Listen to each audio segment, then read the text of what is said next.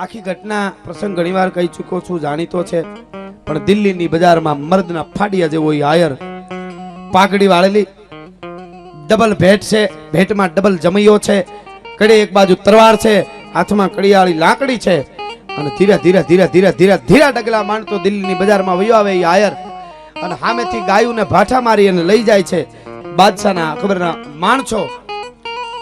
અને એને નોડા ડાંગરે કીધું, ગાયું માતાજીને છુકામે મારો છો? तो कि आज बकरी ईद है, इसीलिए शेर को दावत देने के लिए ले जा रहे हैं, पिंजरे में ले जा रहे हैं गवां को.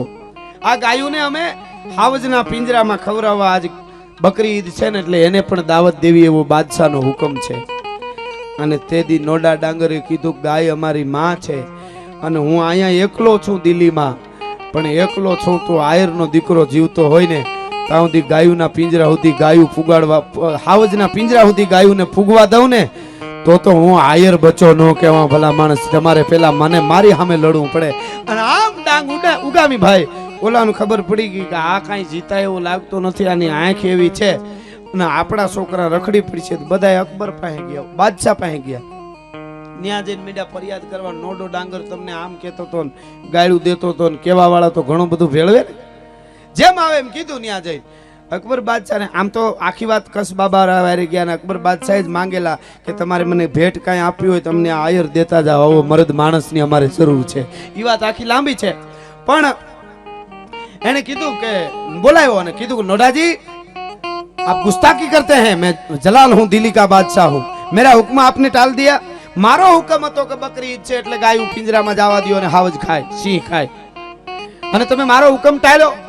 એને કીધું કે જહાપના આજે બકરી ઈદ છે, એની હારોહાર ગીતા જયંતી પણ છે, તો હું આયરનો દીકરો ગાયુંને કેમ હાવજની પાસે મરવા દઉં?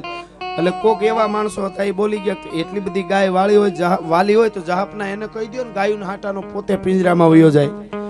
नोडाजी आप गाय के लिए मर सकते हैं कि हाँ, ये तो हमारा माटे बहु हारू कहेवाय, અમારો દ્વારકા વાળો રાજી થાય તમ તમારે, હું પિંજરામાં જવા તૈયાર છું. અનાડીખમ મલ જેવા કુસ્તીબાજો 12 જણા મોટું પિંજરું ઉપાડીને આવ્યા ભાઈ, અને ડાલામાં તો હાવજ ભાઈ અંદરો, પણ આમથી આમ ને આમથી આમ હુકું દે, રૂકાટા કાઢે પિંજરામાં, અને હામું પિંજરું લઈ આવવામાં આવ્યું. આ બાજુ બાદશાહ બેઠા છે, આ બાજુ બધા એના અમીર ઉમરાઓ બેઠા છે, અને અકડે ઠાઠ માણસ જોવા માટે ભેળું થઈ ગયું કે નોડા ડાંગર હમણાં પિંજરામાં જાહે, હાવજેનો કોળિયો કરી જાહે. અને બધા માણસની નજર એકદમ નોડા ડાંગરની સામી ચોટેલી છે. અને નોડા ડાંગરે ડગલા દીધા, હાથમાં લાકડી. બાદશાહને તરત કોકે ઠૂહો મારીને કીધું, ડોહો લાકડી લઈને જાય ને ઓલો ઘૂંસતામાં ઓલા હાવજને માર નાખશે, એ તમને નથી ખબર? એટલે કીધું, નોડાજી ડાંગ છોડ દો, લાઠી છોડ દો, લાકડી લઈને જાઓ માં. એટલે લાકડી મૂકી દીધી. એટલે તરત કીધું, आपके पास 2 कटार है वो भी छोड़ दो. કટારું કાઢીને મૂકી દીધી. ખાલી ખુલી તરવાર કાઢી બહાર, અને પિંજરા બાજુ નોડા ડાંગરે દિલ્હીની કચેરીની માલિકો જેથી ડગલા માંડ્યા. नोडाजी आप शमशेर लेके जा रहे हैं और शेर के पिंजरे में शमशेर लेके जाएगा तो आपकी जीत होगी, इसलिए मैं कहता हूं नोडाजी ये शमशेर भी छोड़ दो, फिर शेर के पिंजरे में जाओ. અને તેદી દિલ્હીની કચેરીમાં આયરનો દીકરો નોડો ડાંગર એમ બોલ્યો તો સુન લો જહાપના, वो पिंजरे में है, वो शेर नहीं है, वो कुत्ता है. आपके अब उसको आपने उसको शेर नहीं रहने दिया, आप टुकड़े का घा करते हैं और वो खाते हैं. જાત કમાણી કરીને ખાય ઈ સિંહની જાત, ભૂખો રીએ પણ કોઈ દી ખડ નો ખાય ઈ સિંહની જાત. અને મેઘલી રાતે એને અમે માર્ગ દેતા જોયો છે, જેના અંધારામાં સીલ ઓળખાય સિંહની જાત. અને મર્યા પછીનો માલ ઈ તો ગોલણ ગાડા ભરે, પણ જીવતા જેનું બાવડું ન જલાય સિંહની જાત. એકલે ખૂણે બેહીને ખાઈ કોક બીજા, પણ જેની થાળીમાં કંઈક ધરાય ઈ સિંહની જાત. એને ભાલાના કે તરવારાના ઘા કબૂલ છે, પણ જેનાથી ટુકડાનો ઘા સહ્યો ન જાય ઈ સિંહની જાત. वो पिंजरे में है, वो शेर नहीं है, वो कुत्ता है, मैं शेर हूं. सुन लो जहापना, नोडा डांगरे के दो, मैं शेर हूं और एक शेर को वो कुत्ते को मारने के लिए ये शमशेर की जरूरत नहीं पड़ेगी. फेंक देता हूं मैं शमशेर. तलवार नो घा करी અને પિંજરામાં દાખલ થયો ઈ આયર, અને ઘા કરીને સિંહ હામો ફર્યો, આમ કરીને આમ હાવજનું જડબું પકડી ઉપલું જડબું પકડીને ખાટ દઈ અને જડબું કર્યું. હાવજ બેહી ગયો ન્યા ધાબ કરતો.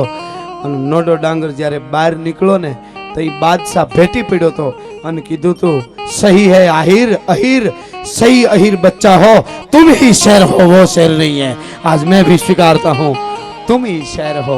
એટલે દિલ્હીમાં નોડો ડાંગર આવ્યો કૂદીને આગળ. એ વાત છે ઉજાગર પ્રેમ ગાય માનો પાગલ. આ ઉજળા ઇતિહાસ છે અને ઉજળા ઇતિહાસને કાયમને માટે ઉજળા રાખવા માટેના આપણા આ પ્રોગ્રામો છે. હું ઘણીવાર કહું છું ઉગા માટે કે તમને કોઈ આખા ગુજરાતમાં કદાચ જીઓમાં જે મુકેશભાઈને મોજ આવી ગઈ રિલાયન્સને અને જીઓમાં એણે એમ કીધું કે ફરી કરી દો વરહદીન કરી દીધું એવી એને બીજી વાર મોજ આવી જાય અને એમ કહે કે હું આખા ગુજરાતનું કરજ ભરી દઉં પણ આ કાલેથી આહિરનો આશરો એવું નહીં બોલવાનું, જીઓનો આશરો બોલવાનું. ગામડે ગામડે જાહેરાત કરે કે આખા ગુજરાતનું મુકેશભાઈએ કરજ ભર્યું છે તો કાલથી આહિરનો આશરો નહીં જીઓનો આશરો બોલવાનું. તો ઘરમાં ખાવા મુઠ્ઠી જાર ન હોય ને એ એમ કે અમને એકટાણું ખાવા નહીં મળે તો એમને 18 વર્ષ ગણાતી હો એકટાણું ખાવા નહીં મળે ને તો અમે નહીં ખાઈ.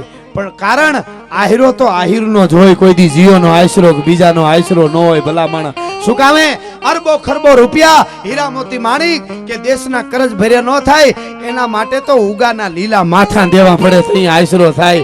એવા એક એક માથા દીધા એવા કેટલાય ઉજળા ઇતિહાસો. એટલે હું કહું છું ઉપરા ઉપર પુસ્તક ખડકતા જાવ તો સ્વર્ગમાં પૂગવાની નિહાણી થઈ જાય તોય વધે, રાયતું ને રાયતું પૂરું ન થાય. પણ એવી આ ઉજળી પરંપરાને યાદ કરી અને મેં ગીત લખેલું રૂપક બાંધીને પૂજ્ય બાપુની પાસે મોરારી બાપુ પાસે મેં આ ગીત ગાયું. બાપુ તો બધાયને સાંભળે, પ્રેમથી સાંભળે, પણ બાપુ રોયા. માયા મામા પણ હતા, માયા મામા રોતા હતા, બાપુ રોતા હતા. જેટલા બેઠા હતા એ બધા ગીત પૂરું થયું મેં ઉગાનું આ ગાયું હાલડો ત્યાં સુધી બધા રોતા હતા. પછી બાપુએ એમ કીધું કે લાખો વર્ષો પહેલા રામાયણમાં પાત્રોને વાંચી તુલસીદાસને તો 550 વર્ષ પહેલા લખ્યું પણ લાખો વર્ષ રામાયણને કદાચ થઈ ગયા હશે. આજ પણ તુલસીદાસને વાંચી તો રામ લક્ષ્મણના ચિત્રો દેખાય. બાપુએ આવું કીધું. અને આપણે મહાભારત વાંચીને તો આજ પણ હામો અર્જુન દેખાય, કર્ણ દેખાય, કૃષ્ણ દ્વારકા વાળો દેખાય.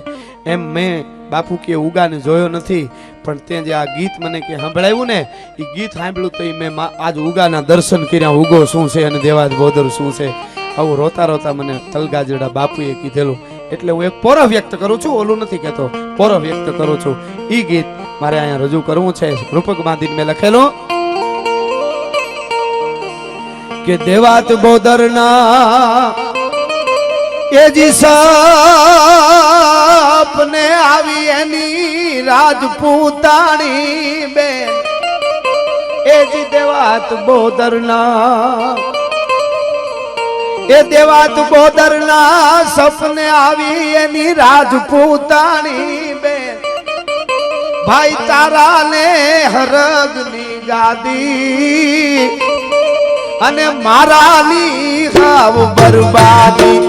દેવાત બોદરના એ સપને આવી રાજપૂતાણી બેન તારા ને હરગની ગાદી બરબાદી.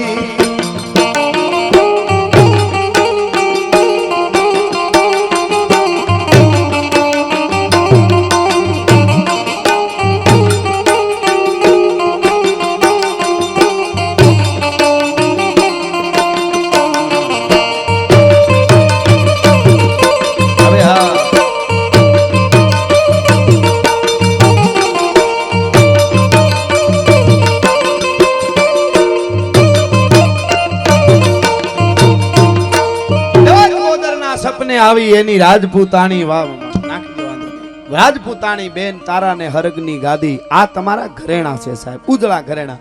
ઓલી એક બહુ સારી વાત છે. એક ક્યાંક પ્રસંગની માલિકો માતાઓ બહેનો બધા બેઠેલા, આડો પડદો, આ બાજુ બધા પુરુષો બેઠા હતા. પડદો થોડોક નીચો હતો, ઉપરથી દેખાય એ રીતે.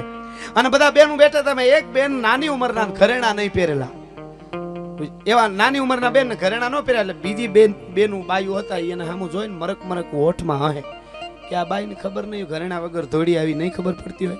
એમાં આ બાઈની બેનપણી હતી ને એને ધીરેક દઈને કીધું કે બેન તે ઘરેણા નથી પહેર્યા એટલે બધી બાયું તને મસ્કરી કરે છે, તારી દાંત કાઢે છે. તો કે હા નથી પહેર્યા. એટલું ખાલી વાત કરી. આટલી વાત પૂરી થઈ તો આ બાજુ ડાયરામાં એક પુરુષ આવ્યો. બહુ અઢીહો માણસ બેઠા હતા. એમાં એક પુરુષ આવ્યો, જય દ્વારકાધીશ, રામ રામ, જય માતાજી કરીને આવ્યો. એ બહુ અઢીહો માણસનો ડાયરો બેઠો તો હાડો ડોડો કરતો ઊભો થઈ અને મળવા આવો આવો આવો આવો કરીને ડાયરો આખો ઊભો થઈ ગયો મળવા. બધી બાયુની નજર ઈ બાજુ ખેંચાણી ગઈ. એવું કોણ આવ્યું કે આખો ડાયરો ઊભો થઈ ગયો રામ રામ કરવા? તેથી ઓલા ઘરેણા નહોતા પહેર્યા ને, ઈ બાઈ એમ બોલી કે ઈ મારું ઘરેણું આવ્યું, મારો પતિ છે ભલા માણસ, મારે ઘરેણા ન પહેરવાની જરૂર હોય. મારું ઘરેણું આવ્યું છે, મારો પતિ એવો દાતાર છે, એવો સુરવીર છે, સમાજમાં એટલું દાન કરે છે, એવું જીવન જીવે છે. ઈ આવે ને તો આખો ડાયરો ઊભો થઈ જાય. ઈ જ મારું ઘરેણું છે ભલા માણસ. બાઈ એમ કહે છે કે ઈ મારું ઘરેણું આવ્યું, એમ આ સમાજના ઘરેણા છે. એટલે દેવાત બોદરના સપને આવી રાજપૂતાણી બેન, તારાને હરગની ગાદી, મારાની હાવ બરબાદી. તારા દીકરા ઉગાને ઇન્દ્રને ઠપાટ મારી અને ગાદીએ બેહારી દીધો, અને મારો નવઘણજી ઢોરા ચારે આયરે વિવેકથી જવાબ આપી. ડાયો માણસ કોઈ દી તાળ નો નાખે, વિવેકથી જવાબ આપે. દેવાત બોદરે શું કીધું? આયરો ને તું ઓળખે બેની, તને વધુ શું બોલું વાત, એવું જેદી આવશે ટાણું તેદી એને દઈશ જુનાણું. અને જેદી જુનાણે બેહારવા હતા ને તેદી બધાય આયરું ભેળા થઈને આવ્યા હતા. દેવાત બોદરે કચ્છના છેડા સુધી, સૌરાષ્ટ્રના એક એક આયર હતા ને કચ્છના છેડા સુધી ભેળા કરીને કીધું તું કે આયરું જાહલના લાડવા, લગ્નના લાડવા ખાવા નથી બોલાવ્યા તમને, જાહલના લગ્નના લાડવા ખાવા, પણ મારે આ રાજપૂતના દીકરાને જુનાણાને ગાદીએ બેહારવો. તેથી એક પછી એક આયરું મૂછ માથે તાવ દઈને એટલું બોલ્યા હતા કે બાપ દેવાત, દીકરો તો ત્યાં આપી દીધો, પણ અમારો દેવાત હુકમ કરે અને જુનાગઢના રાજાના મૂળિયા નો ઉખેડી નાખીને જો નવઘણને નો બેહારી તો આયરાણીનું ધાવણ લાજે ભલામાં. આવી રીતે આજ તમે હજારો પછી આયા હોય, વ્રજવાણી હોય કે બોડીદરમાં બધા ભેળા થઈ જાય ને હું રાજી બહુ થાવ. અટાણે ઘણા વાતો કરે સિંહના ટોળા ન હોય. અટાણે જુઓ 32 તો સિંહના ટોળા છે, તો આપણે કેમ નહીં? એટલે તમે જો આ માતાઓ બેનો બેઠા, એમને ખબર હોય કેરી લેવા જાય ને બેનું, કેરીયું લેવા કોઈ ફળ લેવા, તો બેનું તરત કે મીઠી છે તો કે આ તો જરાક સખાડો નહીં, શીર કાઢીને કેરી ચખાડે, તરબૂચ ચખાડે, પોપૈયું ચખાડે દુકાનવાળો, બરાબર, આ બધું ચખાડે. કોઈ દી કોઈ બેને જઈને કીધું કેળા લેવા પણ બટકું ચખાડો તો થાય? કોઈ દી કીધું? શું કામ ખબર? ઓલા કેરીનો નકર કેળા કરતા ભાવે વધારે છે, પણ કેરી, તરબૂચ, પોપૈયા, સફરજન એ બધા એક નંગમાં હોય છે, અને કેળા છે ને આખી લૂમ હોય છે. એક થઈને રહેવો ને, કોઈના બાપની ત્રેવડ નથી તમારાથી ડગલા કાઢવાની કોશિશ કરે ભલા માણસ, તમારામાંથી ચીરું પાડવાની કોશિશ કરે. હા, આ પણ બહુ જરૂરી. આજ રાજી થાવ, લાખો આયરું ભેળા થયા ફલાણે ઠેકાણે, ખાલી સાંભળું તોય મને મજા આવે સાહેબ. હા, એટલે અહીંયા ગાદીએ બેહાર્યા પછી આયરાણી બુઢી થઈ. દેવાત બોદરની જનેતા, ઉગાની જનેતા દેવાત બોદરની અર્ધાંગના બુઢી થઈ, અને એના સપનામાં એક બાઈ આવી. કોણ આવી? સોમલદેવ પરમાર, ઈ શક્તિ. ઉગાના માના સપનામાં નવઘણના માં આવ્યા, અને એને શું કીધું આ કડીમાં મેં લખ્યું છે. થોડી ઉપાધિ કરતા કરતા હુતા હતા. એને એમ થયું કે મારો દીકરો બચપણમાં કપાઈ ગયો. સોનબાઈ આયરાણીને એમ થયું, અને કદાચ અવળી અવનીમાં ગયો હશે તો ઈ વિચારતા વિચારતા સપનું આવ્યું, અને આવી ભાઈ રાજપૂતાણી. શું કીધું કે આયરાણી તો એ જી આયરાણી તો એ થાય માં દુખી તારો ઉગો માણે સાથ, અને આયા સુની નથી સ્વર્ગની સીમો. બે વ્યક્તિને મેં લઈ લીધી છે આમાં, કારણ ન્યા ભેળા વાલુબાઈ ને ભીમો, સુની નથી સ્વર્ગની સીમો, ભેળા વાલુબાઈ ને ભીમો.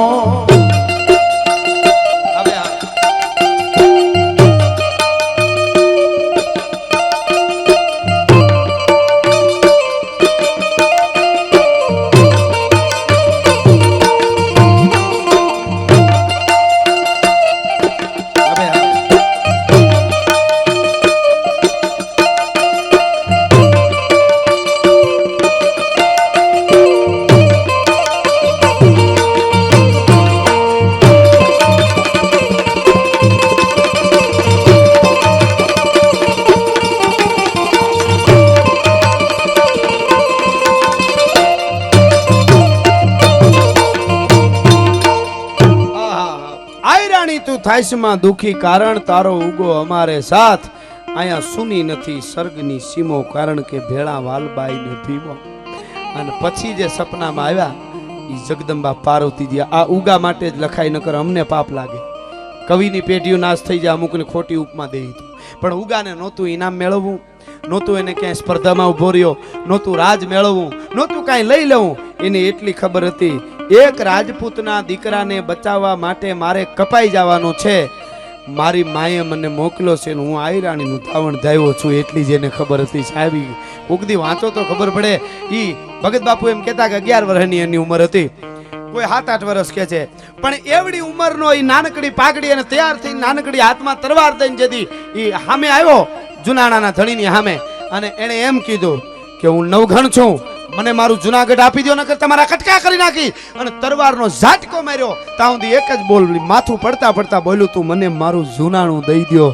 આજ પણ ઘણાને અખતરો કરજો કોઈ છોકરાને કે ભાઈ તારે ફલાણો ફલાણો થવાનું, રાણો પ્રતાપ કે શિવાજી કે ઉગો કે નવઘણ થવાનું છે, તને તરવારનો ઘા કરે તો એ શબ્દ બોલવાનો ફરવાનું નથી. એ ન્યા જઈને તૈયાર થઈને જાય ને કોકને કીધું હોય તરવાર મારે તો ફરતો નહીં, એ આમ કરીને આમ ખુલ્લી તરવાર માથે થાય તરત ફરી ના ના ના હું તો કાંતિભાઈ છોકરો છું મને રહેવા દેજો. લે બહારાટી જ્યારે બોલે દો તલવાર બાંધ કે સબી કહાવત સૂર યુદ્ધ ટાણે ઓળખાય કિન કે મુખ પે નૂર. એ તો અંદરની ખુમારી જનતાના ધાવણનો જે ભાવ છે, માં છે અને આ દેશની જનતા જન્મ આપી શકે, દીકરાને ઈ જ તૈયાર કરી શકે, દીકરીને ઈ જ તૈયાર કરી શકે. એના સિવાય ભલિયું વીણના ભલા કોઈ દી નાગડા નર નો નીપજે. એટલે હવેની કડીમાં પાર્વતીજી પોતે સપનામાં આવ્યા અને એને શું કીધું પાર્વતીજીએ કે પારકાંગાડા મહાદેવે એના એ જીમાલમાં પહેર્યો તારા માથા ઉગાલાનો મેર. ભોળિયાનાથ કૈલાસના ખોપરા માથે નાચવા માંડ્યો રામેશ્વર સોમેશ્વર જે કયો તે. પાર્વતીજી હડી કાઢીને આવ્યા, તમે નાચો કા? આજ અહોરાત્રી નથી, કાળરાત્રી નથી, શિવરાત્રી નથી. આ 3 વસ્તુ હોય તો તમને આનંદ હોય નાચતા, અહોરાત્રી, કાળરાત્રી કે શિવરાત્રી. આજે કા નાચો? તો કે મારે સતી પાર્વતી મારે 108 મોતીની મુંડમાળા છે પણ હેઠે મેર હોય ની જેવો તેવો ન હાલે, માળાનો મેર કરવો પડે ને. આજ આડીદર બોડીદરના પાદરમાં ઉગાનું માથું પડે એનો મારે મેર કરવો, એટલા માટે હું નાચી રહ્યો છું. ભલા માણસ મુંડમાળાનો મેર કરવો છે. એટલે આ કડીમાં મેં લખ્યું કે મહાદેવે એની એ જીમાલમાં પહેર્યો તારા માથા ઉગાલાનો મેર, એનો નસો એને એવડો લાગ્યો એને નથી લોટો ભાંગનો માગ્યો. ભાંગનો નસો મૂકી દીધો એટલો નસો મેં ઉગાના માથાનો મેર પહેર્યો છે. એટલે છેલ્લી કડી હવે આયરો જવાબદારી આવે તમારા ઉપર હો. એટલે હું આ બોલું છું. છેલ્લી કડી સાંભળજો. દરિયાને કાંઠે હું ગયો વીડા હળી કાઢીને આવીને આમ બહાર તો મને એમ થયું આ શું લેવા આવતી હોય છે, પછી મને આ કડીમાં મેં લખ્યું જવાબદારી આવે. કારણ પારકાંગાડા એ જી પ્રાણ આપે અને રાને આપે લઈને રાજ, એવા જોવા કુળ આયરના દરિયાના કાંઠે આવે નીર હાયરના, એવા જોવા કુળ આયરના